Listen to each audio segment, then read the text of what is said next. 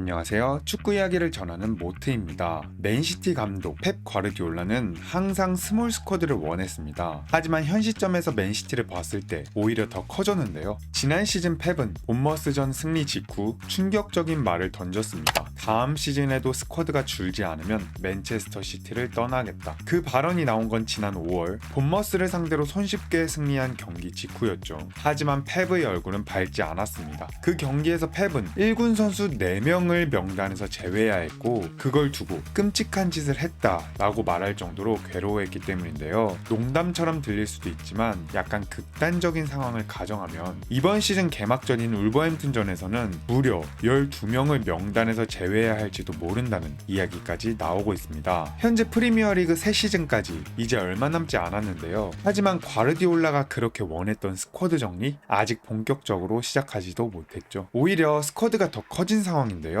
이번 여름 맨시티는 클럽 월드컵 전까지 1군 선수 3명을 더 추가했습니다. 물론 이게 무조건 잘못된 건 아니죠. 펩과 시티는 이번 여름 이적 시장이 시작하자마자 정말 빠르게 움직였습니다. 클럽 월드컵 전까지 주요 타깃들을 빠르게 확보하고 팔 건 나중에 천천히 판다 라는 전략을 세웠죠. 이 전략만 봤을 때 정말 영리한 이적 시장을 보냈다고 생각이 드는 이유는 빠르게 영입을 시도하면 다른 팀들이 이적료를 부풀리기 어렵기 때문인데요. 특히 이번에는 클럽 월드컵까지 있었기 때문에 대회에 신경 쓰는 동안 원하는 선수들을 놓칠 수도 있었고 이적료도 쉽게 올라갈 수 있기 때문에 빠르게 영입을 마무리한 맨시티의 영입 기조는 똑똑했다고 평가할 수 있을 것 같습니다. 근데 문제는 트레포드, 베티넬리, 아인누리, 레인더러스, 셰르키까지 이번 여름에만 5명 추가. 지금 맨시티 1군 스쿼드는 총 31명입니다. 물론 평균 연령은 낮췄고 주급 구조도 일부 다듬었죠. 하지만 여전히 이 스쿼드엔 실질적으로 뛸 수 없는 선수들이 너무 많고 전체 스쿼드 운용 비용은 여전히 비쌉니다. 펩이 꿈꾼 스몰 스쿼드를 갖춘 팀과는 아직 거리가 먼 상황이죠. 그렇다면 현재 맨시티에게 무엇이 해결돼야 될까요? 이번 여름 맨시티의 프런트엔 잠시 2명의 축구 디렉터가 있었습니다. 새로 부임한 우고 비아나 그리고 13년간 시티를 이끌었던 치키였죠. 치키가 떠나는 혼란스러운 상황에서 둘이 함께 일한 건 맨시티에게는 정말 다행이었는데요. 치키는 함께 일하며 맨시티 영입의 인수인계 작업을 잘 마쳤고 맨시티에서 일했던 13년간의 생활을 마무리했습니다. 이제 비아나는 시티풋볼 그룹 산하에서 선수 거래를 총괄하는 카를로스 라파엘 모예르센의 지원을 받고 있죠. 그리고 비아나는 이번 여름 이적 시장에서 다수의 이적 협상에 직접 관여했습니다. 맨시티도 이번에 여러 선수들을 팔긴 팔았는데요. 일단 수익은 조금 생겼습니다. 카일 워커가 벌리로 이적하면서 최대 500만 파운드, 막시모 페로네가 코모로 이적하면서 1,500만 유로, 얀쿠토가 도르트문트로 완전 이적하면서 2,400만 유로, 합치면 약 710억 원 정도 수익을 벌어들였죠. 그런데 문제는 이걸로는 부족하다는 겁니다. 진짜로 스쿼드를 줄이기 위해서는 핵심 자원 몇 명을 반드시 보내야 해요. 가장 방출이 시급한 선수는 바로 칼빈 필립스입니다. 하지만 이 선수를 이적시키지 못하고 있는데 문제는 간단하죠. 이적료는 비싸고 주급은 더 비쌉니다.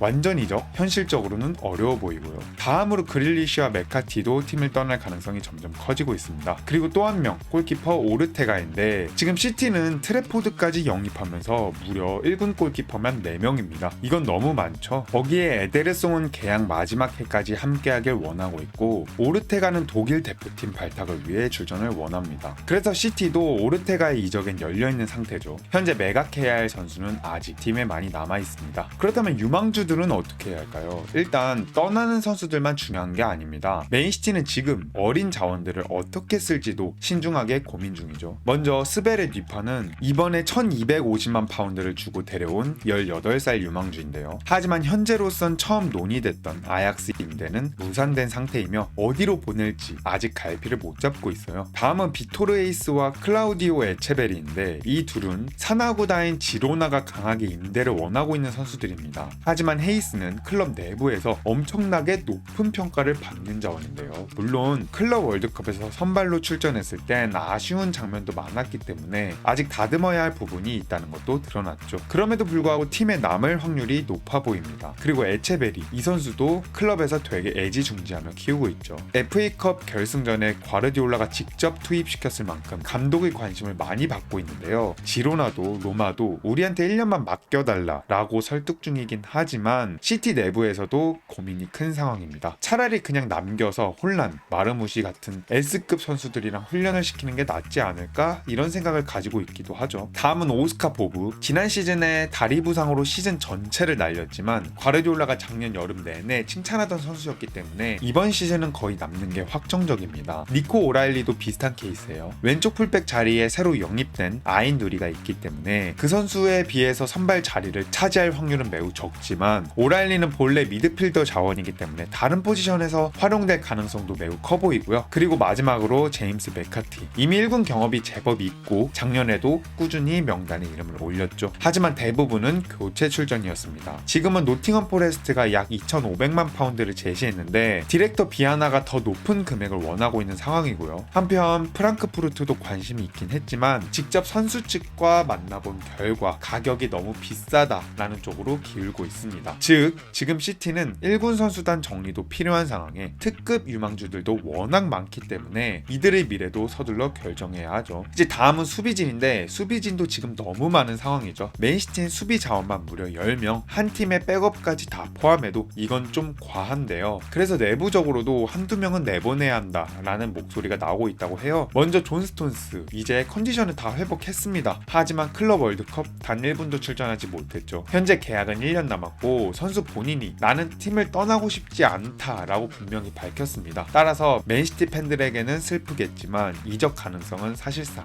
0에 가까워 보입니다. 대신 주목할 이름은 2명, 아칸지 그리고 쿠사노프인데요. 아칸지는 입지를 다시 다져야 하고 쿠사노프는 더 심각한 상황에 놓여 있죠. 1월에 니스에서 오긴 했지만 시즌 막판엔 거의 출전하지도 못했습니다. 게다가 지금까지 이적 제안도 임대 관심도 없는 상태라 선수 본인이 그냥 맨시티에서 더 증명할 수밖에 없는 것 같아요. 다음은 중원인데요. 중원도 지금 꽉 찼습니다. 일단 로드리는 복귀를 하긴 했지만 아직은 무릎 인대 부상을 회복 중이고요. 그래서 당분간은 니코 곤잘레스와 코바치치가 중요한 백업이 될 것 같습니다. 그리고 여기에 새로운 레인더러스, 이 선수는 6번 역할까지 소화 가능한 멀티 자원이기 때문에 다음 시즌에 주전으로 활약할 가능성이 큰 상황이죠. 수비도 미드필더도 지금 맨시티는 넘쳐나는 스쿼드 안에서 누굴 써야 하고 누굴 빼야 할지 정리하지 않으면 시즌 내내 골치 아플 것 같습니다. 마지막으로 그러면 등록 문제를 봐야 되는데요. 정말 이 선수들을 다 등록할 수 있을까인데요. 지금은 그냥 스쿼드 자체가 많아 보인다, 이게 문제다, 이렇게 단순하게 볼 수도 있지만 곧 현실적인 벽이 등장합니다. 바로 프리미어리그와 UEFA 스쿼드 등록 규정인데요. 이적 시장이 닫히는 9월 1일 이후 모든 팀은 25인 스쿼드를 공식 등록해야 하죠. 조건은 명확합니다. 해외 비홈그로운 선수는 최대 17명, 나머지 8명은 반드시 홈그로운 선수여야 합니다. 여기서 말하는 홈그로운이란 15살에서 21살 사이에 영국 내 구단에서 3년 이상 훈련받은 선수를 말하는데요. 그렇다면 지금 시티는 어떤 상태일까요? 21세 이상 비홈그로운 선수 17명, 홈그로운 21세 이상 9명, 딱 한 명만 초과된 상태입니다. 그나마 다행이죠. 게다가 2004년 1월 이후 출생한 선수들은 예외 처리가 됩니다. 그래서 리코 루이스, 후사노프, 헤이스, 오라일리, 사비뉴, 에체베리, 이 선수들은 25인 제한에 포함되지 않습니다. 단 22살이 된 오스카 보브는 이제부터 성인 홈그로운으로 정식 등록 대상이에요. 그런데 UEFA는 훨씬 까다롭습니다. 문제는 챔피언스 리그 등록 규정이에요. 여기는 약간 다른데요. U21이면 무조건 예외다? 절대 아닙니다. UEFA는 U21이면서도 동시에 홈그로운이어야 예외 적용이 가능합니다. 그 말은 즉 후사노프, 헤이스, 에체베리, 사비뉴 전부 정식 등록 슬롯을 차지해야 해요. 프리미어리그랑은 완전히 다른 규정이죠. 거기다 UEFA는 홈그로운 선수 8명도 강제입니다. 이 8명 중 4명은 반드시 맨시티 유스 출신이어야 하고요. 그러면 맨시티는 그 기준에 만족하고 있냐? 예,